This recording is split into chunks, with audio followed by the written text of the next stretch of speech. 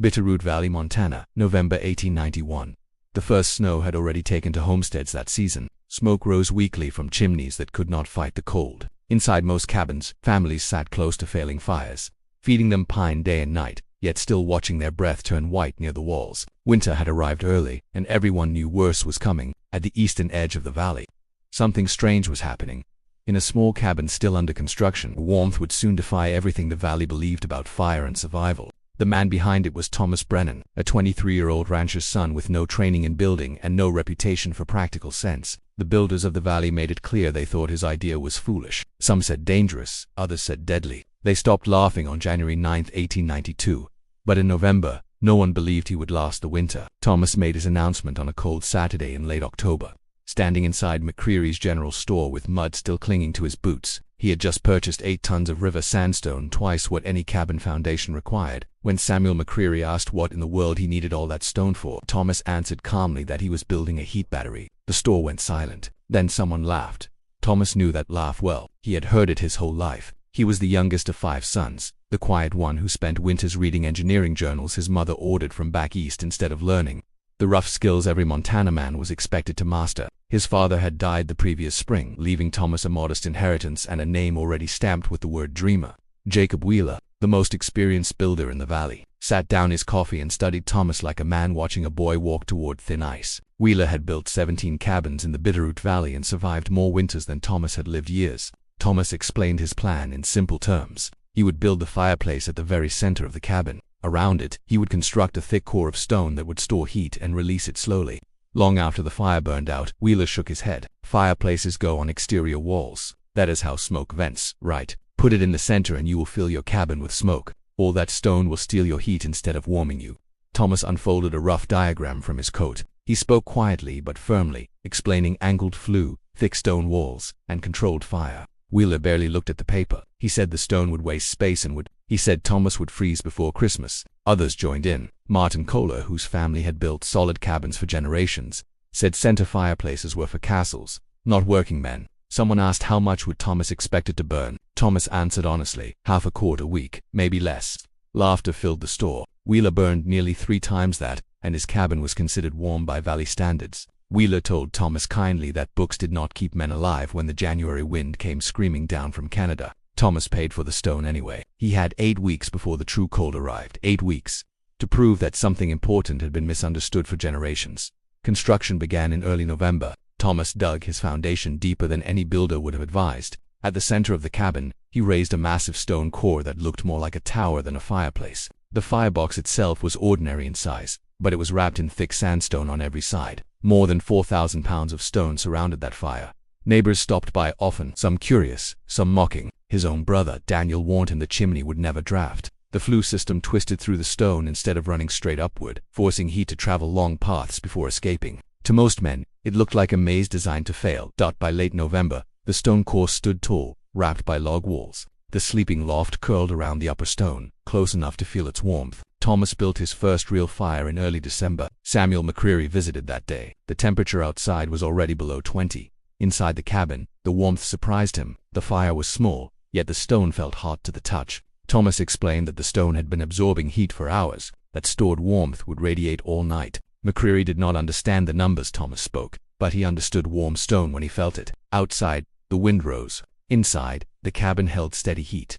The real cold arrived sooner than expected. By December 20th, the valley sat under Arctic air. Fires burned constantly, yet cabins stayed cold. Woodpiles shrank fast. At McCreary's store, men complained and worried. Wheeler predicted Thomas would soon beg for help. What no one knew was that Thomas had barely lit his fire in days. The stone, once heated, was holding warmth with quiet strength. He burned a few logs each evening and woke to a cabin still warm enough to live comfortably. Thomas said nothing. He knew the true test had not yet come. There was a difference between cold and deadly cold, and Montana always delivered both.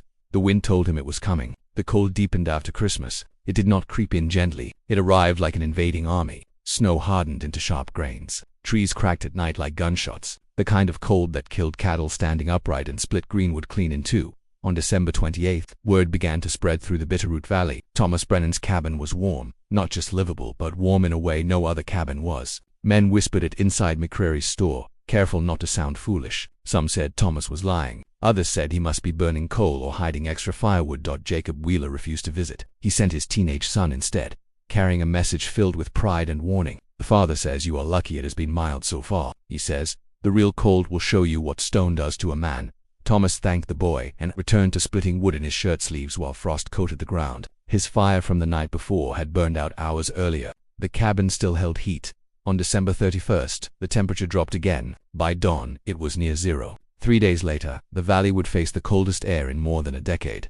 January 9, 1892, arrived wrapped in silence. The wind howled through the Bitterroot Valley like something alive. Thomas woke before dawn in darkness. The cabin felt different, not cold, but pressured, as if the world outside was pushing hard against the walls. He struck a match and lit his lamp. The thermometer confirmed what his body already knew. Outside, the temperature had dropped to 32 below zero, the lowest mark anyone could remember. Inside the cabin, it was 64. No fire had burned for 8 hours. A mile west, Jacob Wheeler woke twice during the night to feed his fire. Even so, his cabin sat at 28 by morning. Ice had formed inside his water bucket. His breath hung thick in the lamplight. He had burned more than 40 logs in a single day, and his woodshed was already shrinking in a way that frightened him. Across the valley, families slept in coats. Children cried from cold. Men stared at their wood piles and did the math they did not want to face. Thomas built a small fire that morning, 6 logs arranged carefully. Within half an hour, his cabin rose to 73. The stone core absorbed the heat quietly, steadily, banking it for the long frozen day ahead. When Thomas walked into McCree's store later that morning, conversation stopped. Frost clung to men's beards. Faces looked tired, drawn thin by fear and lack of sleep. Thomas looked rested, warm. McCreary asked carefully how his situation was. "Comfortable," Thomas said. Someone asked how much wood he had burned overnight. 13 logs. Thomas answered, 6 more this morning. "I will burn another small fire tonight." The room went still. Wheeler stepped forward, his face pale with cold and disbelief. "That is impossible," he said. "It was 32 below. My cabin was 64 at dawn." Thomas replied, 70 now. Accusations followed. Faulty thermometers, exaggeration, tricks. Thomas did not argue. He invited them to come see for themselves. By mid-afternoon, 7 men stood inside Thomas Brennan's cabin. The fire had been out for 3 hours. Outside, the temperature sat at 29 below. Inside, the thermometer read 68. Wheeler placed his hand on the stone core and pulled it back quickly. The stone was still hot, not burning, but powerful, steady, alive with stored heat. They checked the far walls. 66. No cold corners, no frozen edges, just even warmth filling the space. "How long will it hold?" Wheeler asked. His voice changed. "Until midnight without another fire," Thomas said. "With a small fire at sunset, it will stay above 60 until morning." No one laughed. The cold did not break the next day or the next. It stayed for 11 brutal days. Each morning, Thomas recorded numbers: outside temperature, inside temperature, wood burned. He did not speak loudly about them, but the records spoke on their own. While other cabins dropped into the 30s overnight, Thomas's stayed above 60 while other men burned through wood at frightening speed. Thomas used less than half. Visitors came daily, some humbled, some angry, some quietly grateful to stand in warmth for a few minutes. Jacob Wheeler returned more than once. Each time he measured, touched, and checked. On the 5th visit, he stood in silence for a long time with his hand resting on the stone. "I was wrong," he said finally. "Completely wrong." By the time the cold began to loosen its grip, the valley understood something had changed. This was not luck. This was not a trick. This was something new, and it worked. The silly idea had survived the coldest test Montana could offer. The cold finally broke on January 19th. When it did, the Bitterroot Valley felt changed, as if the land itself had learned something new. For 11 days, the Arctic air had pressed down on every cabin, testing wood, stone, and belief. And one cabin had answered differently than all the rest. Thomas Brennan's records told the story better than words ever could. The average outside temperature during the cold snap had been 18 below zero. The average temperature inside his cabin at dawn after 8 to 10 hours without a fire had been 63. His wood stayed steady and low, while others burned through piles meant to last until spring. Jacob Wheeler swallowed his pride and came back again. This time not as a skeptic but as a student. He brought a notebook. He measured the stone, the firebox, the flue paths. He asked questions he had never asked in 40 years of building.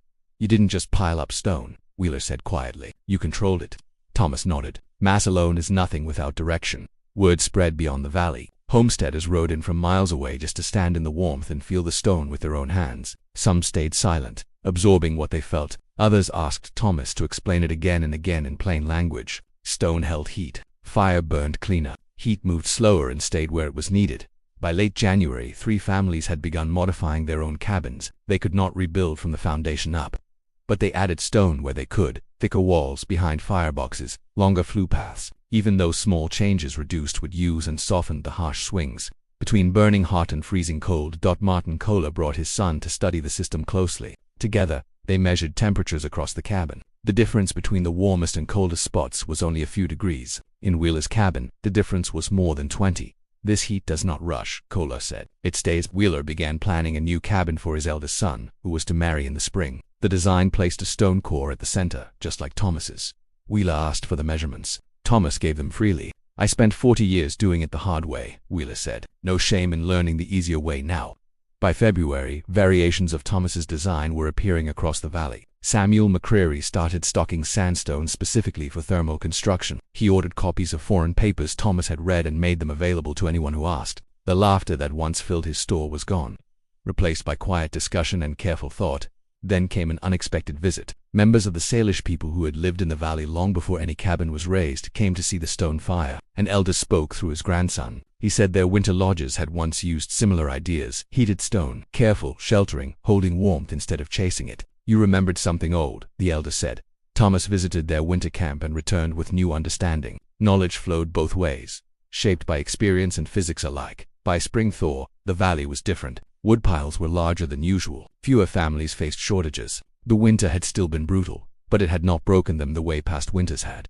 Thomas never claimed to be a builder. He remained a rancher, rising early, working land and cattle. But his cabin became proof that tradition could be questioned without being disrespected. In the years that followed, the idea spread across Montana into Idaho and Wyoming. Mining camps adopted similar systems. Frontier manuals mentioned thermal mass and radiant heat. Government surveys recorded reduced fuel use. The change was quiet, practical, and lasting. Thomas lived the rest of his life in that same cabin. The stone core never stopped doing its work. Winter after winter, it absorbed fire and released warmth with patience and reliability. When Thomas died decades later, the cabin was still warm. The lesson left behind was not just about heat. It was about humility, about knowing that experience without understanding can become a cage. The men who laughed at Thomas were not foolish. They survived long winters using methods that worked, but they never asked why those methods worked or whether they could work better. Thomas did. His silly idea was not magic. It was physics respected instead of ignored. Stone held heat. Geometry guided it, and careful thinking outperformed habit.